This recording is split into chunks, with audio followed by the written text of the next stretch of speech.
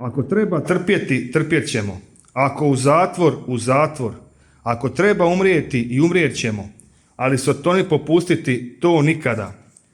Ljubim te, Isuse, ti si život moj. Ljubim te, Isuse, ti si meni sve.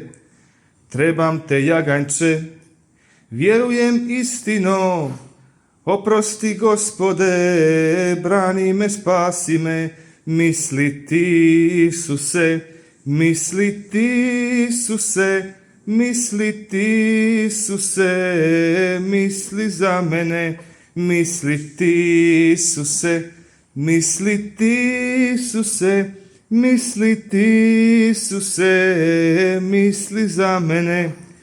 Nema važnije zadaće u životu pojedinca nego li vlastita duhovna izgradnja. Ti si učitelj i Gospodin moj, molim te, pastire, budi mi u pomoć. Uzdam se u tebe, uzdam se u tebe, uzdam se u tebe, ja, Isuse. Uzdam se u tebe, uzdam se u tebe, uzdam se u tebe, ja, Isuse. Jake i sretne Hrvatske nema bez jakih, tjelesno i čudoredno zdravih i zadovoljnih hrvatskih obitelji. Ljubimo te, Isuse, ti si život naš. Ljubimo te, Isuse, ti si nama sve. Trebamo te, jaganjče, uzdamo se u tebe.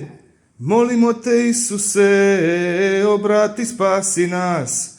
Ti si Gospodar, ti si Bog i kralj. Molim te, Isuse, Kriste, snage daj. Ti si spasitelj, ti si Bog i kralj. Molim te, Isuse, Kriste, mir nam daj.